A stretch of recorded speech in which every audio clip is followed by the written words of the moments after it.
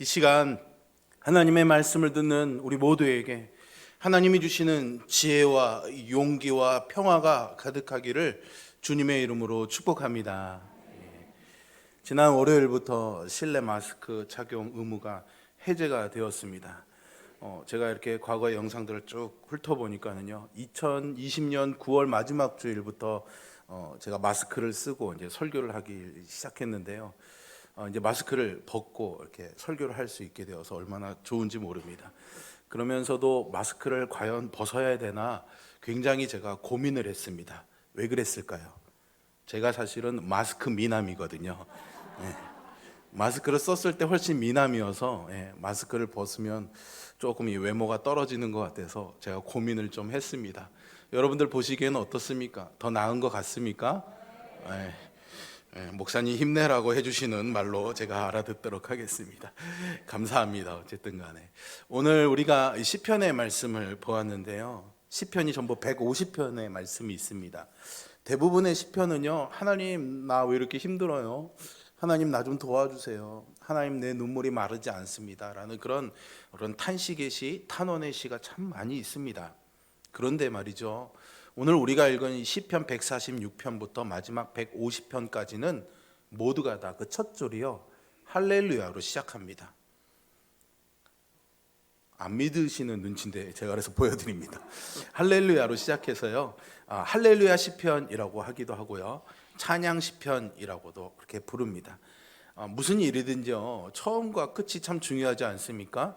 축구도 시작할 때 5분과 끝날 때 5분이 참 중요한데요, 시편의 마지막에 이렇게 찬양의 시를 배치한 것은 150편 내내 이어지는 그 삶의 탄식과 아픔과 고뇌의 그런 순간들이 있겠지만, 그래도 하나님을 찬양하는 것이 우리의 마땅한 삶의 태도다라는 것을 말하고 싶었던 것이 바로 이 시편의 결론이 아닐까 싶습니다. 오늘 본문의 말씀은요, 바로 그 할렐루야 시편의 첫 번째인 146편의 말씀입니다. 1절에서 시인은요, 마치 누군가에게 말하듯이 자신에게 내 영혼아 여호와를 찬양하라 라는 이 명령으로 시작하고 있습니다. 그리고 2절에서는요, 스스로 또 화답하고 있습니다. 나의 생전에 여호와를 찬양하며 나의 평생에 하나님을 찬송하리로다 라면서 내가 나에게 말을 걸고 또 내가 나에게 대답을 하고 있습니다. 모르는 사람이 보면은 약간 이상한 상황이 될 수도 있겠죠. 웃자고 한 얘기인데 안 웃으시면 큰일 납니다. 이 3절에 와서는요, 내가 나에게 하는 말 같기도 하고 또 다른 누군가에게 하는 말 같기도 한 말을 하죠. 귀인들을 의지하지 말며 도울 힘이 없는 인생도 의지하지 말라고 권면합니다. 이 말은 사람들에게 권유하는 말이기도 하지만 그 사람들 사이에는 나도 포함될 수 있는 것이니까 자기 자신에게도 말하고 있는 것이다, 이렇게 말할 수가 있습니다. 여러분 혹시 2016년에 브라질에 있는 리우에서 올림픽을 했는데요, 많은 선수들이, 우리나라 선수들이 금메달을 땄습니다. 그 중에서 아주 인상 깊었던 경기가 바로 남자 펜싱 결승전이었습니다. 박상영이라는 선수가 헝가리 선수한테 15점 내는 게임에서 14대 0으로 지고 있었습니다. 한 점만 내주면은 금메달이 은메달로 무산되는 그런 위기의 순간이었는데, 쉬는 시간에 이제 피트에서 내려와서 혼자 스스로 뭐라고 하죠, 여러분? 할 수 있다, 할 수 있다, 할 수 있다 하는 자기 스스로 되뇌이는 이 장면이 카메라에 잡히면서 온 국민이 정말 응원했고, 중계하던 아나운서도 정말 목이 찢어져라 응원을 했는데요, 정말 기가 막히게 기적 같은 역전승을 일궈내서 금메달을 땄었습니다. 아마도 우리가 읽은 시편 146편의 시인도 이 박상영 선수처럼 정말 절체절명의 어려운 상황 속에서 자기 스스로에게 이렇게 말하고 있는 것으로 보입니다. 그러니까 시편 146편은 뭔가 좋은 일과 자랑할 만한 일이 있어서 환희에 차서 여러분 모두 하나님을 찬양합시다 라고 말하는 그런 상황이 아니라는 것을 우리는 짐작할 수가 있는 거죠. 뭔가 일이 잘 풀렸거나 성공한다거나 자랑할 만한 일이 생기면 사실은 저절로 찬양하게 되어 있습니다. 그런데 지금 이 시인의 상황은 마냥 그렇게 탄식할 만한 상황은 아닐지라도 찬양이 막 흘러나올 수 있는 그런 상황은 아닌 것으로 보입니다.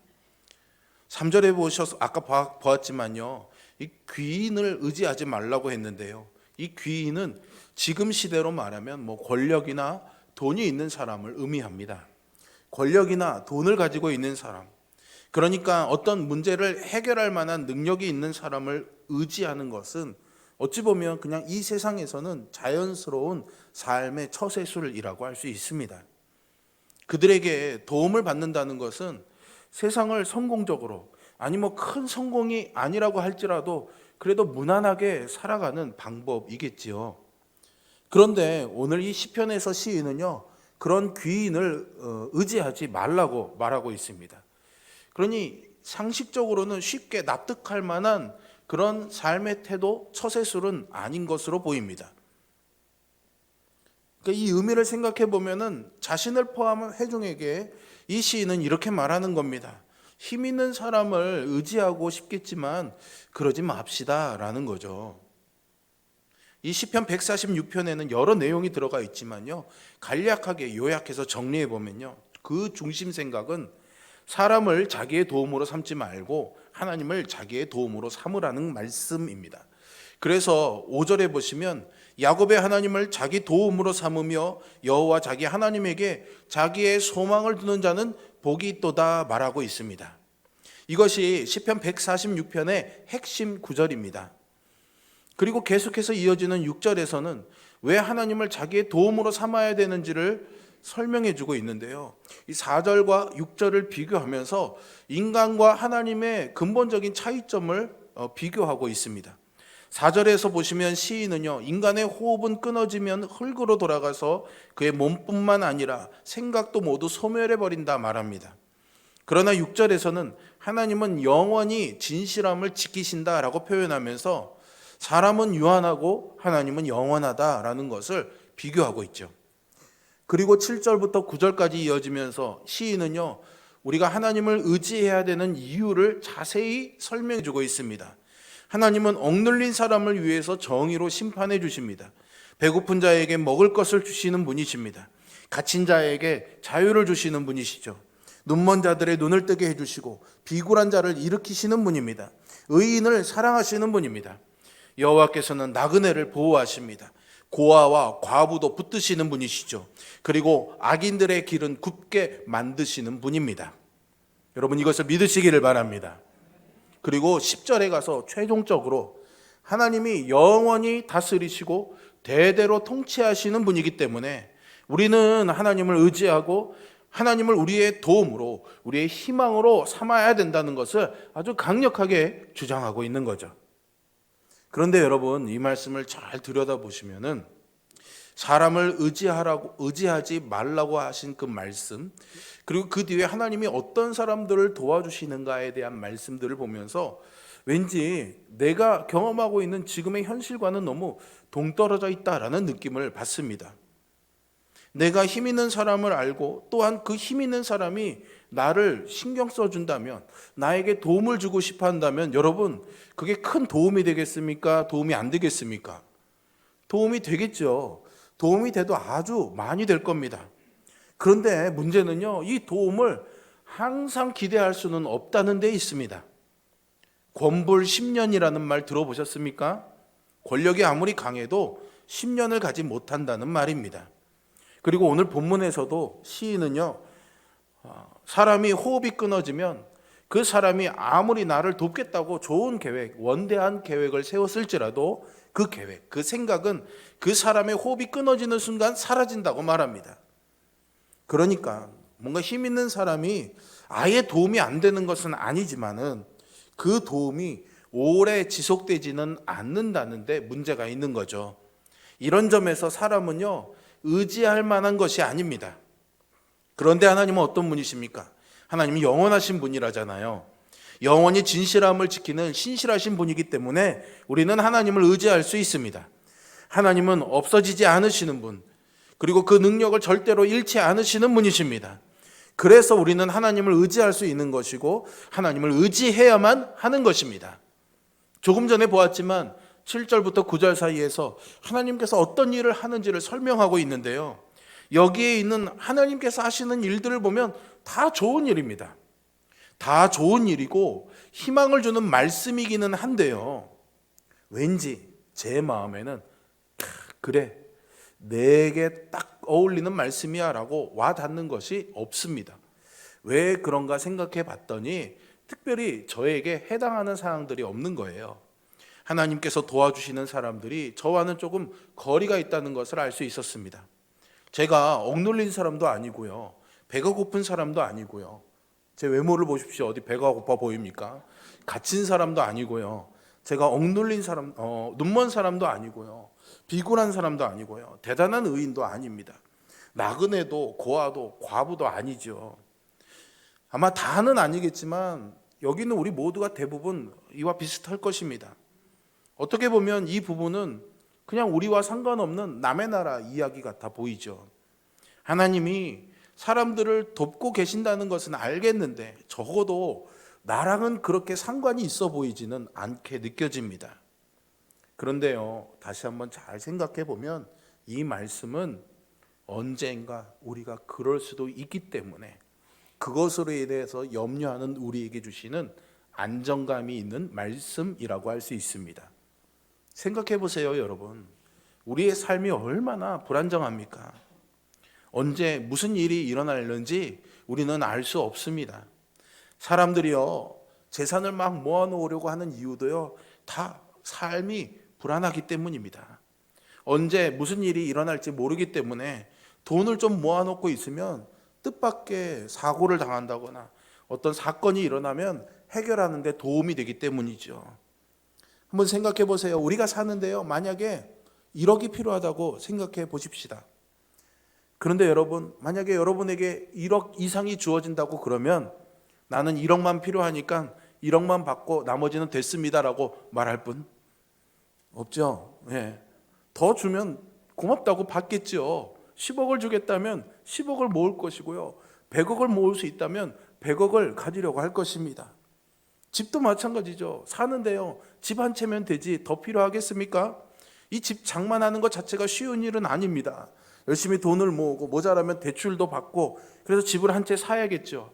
그렇게 살 수만 있다면 얼마나 좋겠습니까? 사게 된다면 그걸로 만족합니까? 아닙니다. 만약 또 한 채를 더 살 수 있다면 그래, 이거 사서 월세 주면 좀 더 편하게 살 수 있을 거야. 세 채면 어떻습니까, 여러분? 더 좋은 거 아니겠습니까? 여러분들에게 이런 복이 있기를 저는 축복하겠습니다. 욕망이라고 할 수 있겠지만 사실은요, 더 깊은 근본적인 이유를 파고 들어가서 보면은요, 마음, 우리의 삶이요, 불안하기 때문입니다. 사업이 망할 수도 있고요, 불의의 사고를 당할 수도 있는 것이고, 질병에 걸릴 수도 있는 거 아닙니까? 억눌릴 수도 있는 것이고, 굶주릴 수도 있는 것이고, 정말로 눈이 멀 수도 있습니다. 지금 전쟁하고 있는 우크라이나처럼 우리 땅에도 전쟁이 날 수도 있는 것이고, 우리 아이들이 고아가 될 수도 있는 것이고요, 내가 호랍이나 과부가 될 수도 있는 것이죠. 그러시라고 말하는 건 아닙니다. 하지만 우리가 그런 상황에 혹시라도 내몰리게 된다면 사실은 우리가 세상의 변두리로 밀려나서 아니면 세상 밖으로 밀려날 수도 있는 상황이 얼마든지 여차하면 올 수 있다는 것을 말하는 겁니다. 그런데 우리가 그렇게 세상의 가장자리로 밀려나게 될 때 하나님께서는 우리를 도와주실 거라고 성경은 분명히 말하고 있습니다. 시인은 하나님께서 세상의 변두리에서 여차하면 세상의 밖으로 밀려날 것 같은 사람들을 친히 돌보시고 그들을 도우신다고 말하고 있습니다. 우리가 이 사실을 기억하고 믿고 있으면 우리의 마음의 근심을 많이 덜어낼 수 있지 않을까요? 언제나 불의의 이 사고가 나거나 원치 않는 사건으로 인해서, 또는 나이가 들어서 몸이 쇠약해지고, 또는 세상의 변두리로 밀려날지 모른다는 그런 두려움을 이런 상황들 속에서 우리가 가질 수가 있는데, 그때에 하나님께서 우리를 내버려 두지 않으시고 우리를 도우신다는 것을 우리가 알고 또 그것을 믿는다면은 우리의 삶이 그렇게 극도의 불안한 상태에 빠지지는 않을 것입니다. 하나님께서 지금 나를 돕지 않는 것 같지만 내가 혹여라도 이 벼랑 끝에 서게 될 때 하나님께서 나를 외면하지 않으시고 나를 도우실 것이다 라는 이 사실을 믿으면서 훨씬 더 안정감 있고 자신감 있고 편안하게 즐거운 이 삶을 살아갈 수가 있는 것이죠. 저와 여러분에게 이런 하나님이 주시는 믿음을 통해 누려지는 그런 평안과 안정감이 있기를 축복합니다.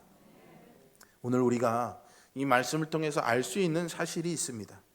하나님이 어디 계신지, 어디에 가면은 하나님을 만날 수 있는지를 알 수 있습니다. 물론 하나님은 어느 곳에나 계신 분이죠.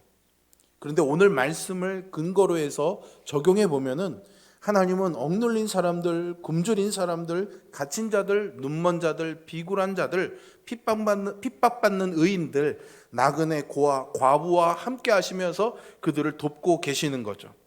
하나님께서 이 세상에서 튕겨내려고 하는 사람들을 붙잡고 그들을 도와주고 계시는 겁니다. 우리는 가끔 하나님을 찾으면서 이렇게 기도하죠. 하나님, 어디 계십니까? 하나님, 왜 나를 봐주시지 않나요? 하나님, 왜 나는 도와주지 않으시나요? 물론 하나님은요, 우리와 늘 함께 하시고 늘 우리를 지켜봐 주시는 줄로 믿습니다.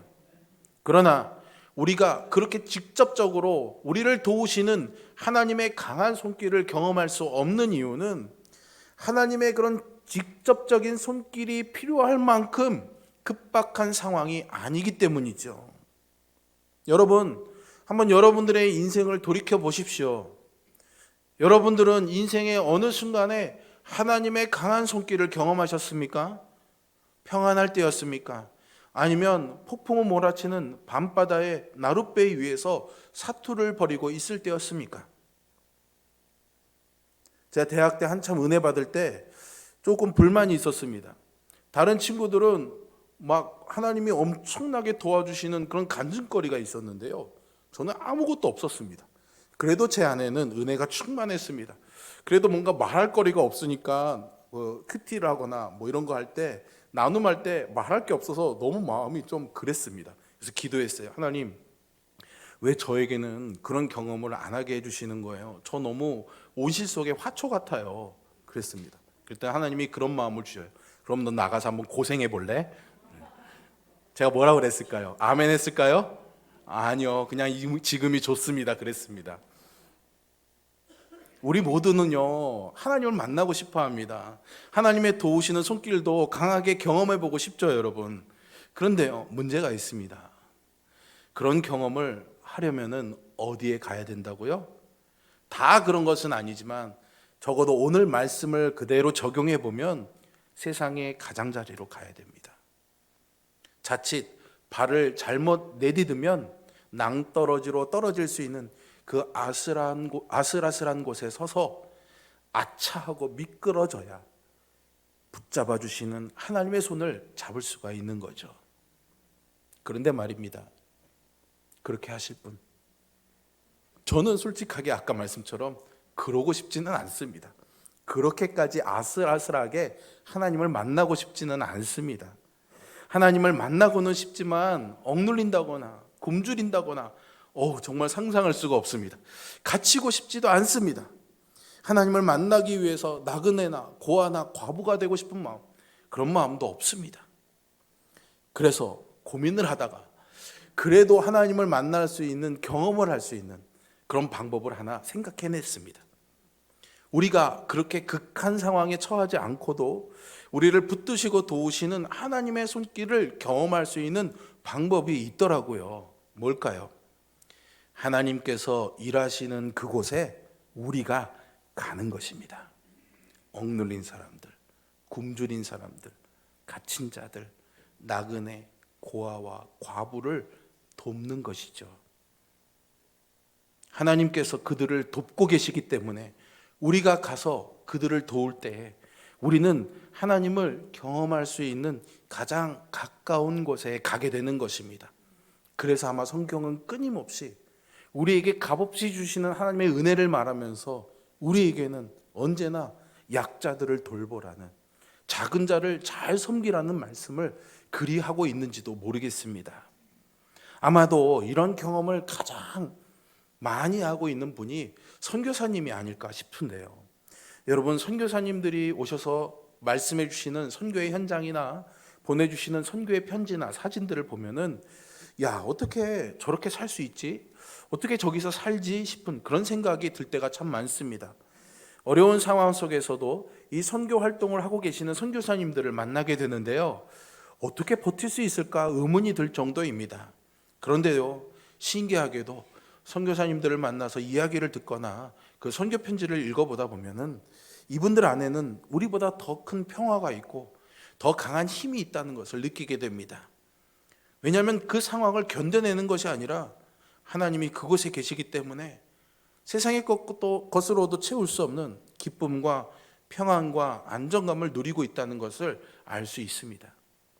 선교사님들의 삶이 불안정하고 이 세상의 가장자리에서 아슬아슬하게 살아가는 그 사람들과 함께 있는데도 거기에 뭐가 좋은 일이 있을까 싶지만 거기에 하나님이 계십니다.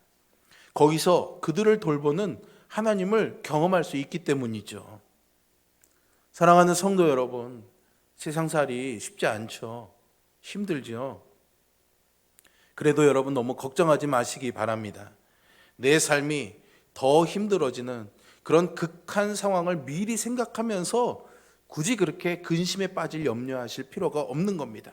왜냐하면 하나님은 우리 모두를 대부분을 다 그런 극한 상황에 다 몰아넣지도 않으실 뿐만 아니라 혹여나 내가 그런 상황에 몰린다고 할지라도 하나님께서 반드시 우리를 도우실 것이다 말씀하고 계십니다. 이것을 꼭 기억하시기를 바랍니다. 하나님은 지금도 여러분들을 지켜보고 계십니다.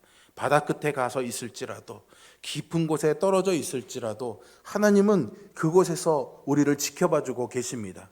그리고 그 하나님은 우리의 피할 바위가 되어주시고 피난처가 되어주실 줄로, 그리고 환난에서 우리를 도우실 분이십니다. 그런데 보통에는 그런 하나님의 손길을 느낄 수도 없고 하나님이 나에게 별 관심이 없구나라고 생각할 수도 있습니다. 여러분, 다니시면서 어린아이가 길에서 노는 모습을 혹시 보셨습니까? 그런데 이 아이들이요, 보통 그렇게 혼자 다니는 경우는 없습니다. 엄마와 아빠가 같이 다니죠. 그래서 나비를 본다거나 갖고 있던 공이 막 굴러가서 찻길로 갑자기 막 뛰어들 수도 있고 방향이 막 확 틀어질 수도 있고 넘어질 수도 있습니다. 그런데 아이 혼자 있는 것처럼 보이지만 그런 상황이 되게 되면 어느 순간 엄마 아빠가 나타나서 아이를 탁 붙잡아 주죠. 우리 하나님도 그렇게 우리를 도우시는 분이라고 저는 믿습니다. 그러니 여러분, 보이지 않아도, 그렇게 크게 느껴지지 않아도 근심하지 마시기를 바랍니다. 억울한 일을 당하면 어떡하지? 내가 이걸로 손해를 보면 어떡하지? 먹을 것으로 염려하게 되는 그런 어려운 상황에 처하면 어떻게 되지? 집도 절도 없이 쫓겨나게 되면 어떡하지? 불의의 사고를 당하면 어떡해? 이런 걱정하며 살지 마시기를 바랍니다. 물론 다 누구나 경험할 수 있는 일이지만 보통은요, 그런 극단의 상황까지 하나님이 우리를 내몰지 않으십니다. 그러니 일반의 경우에는, 보통의 경우에는요, 우리가 그렇게 크게 하나님을 느끼지 못하고 살 수도 있습니다. 그러나 여러분, 그것은 어떤 면에서는 참 다행이라고 생각하면 좋겠습니다. 대개의 사람들이 그런 상황에 이르지 않는다는 것을 의미하기 때문이죠. 그리고 설사 그런 정도에 이른다고 하더라도 하나님께서 얼른 달려와서 우리를 붙잡아 주실 줄로 믿습니다. 사랑하는 성도 여러분, 하나님이 여러분의 도움이 되어 주십니다. 그러니 근심하지 말고 기쁘고 즐겁게 내 영혼아 여호와를 찬양하라 스스로 되뇌이며 내 영혼이 하나님을 찬양합니다 스스로 답하며 사는 그런 삶을 사시기를 축복합니다.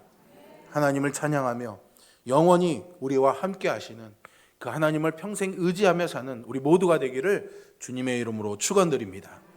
기도하겠습니다.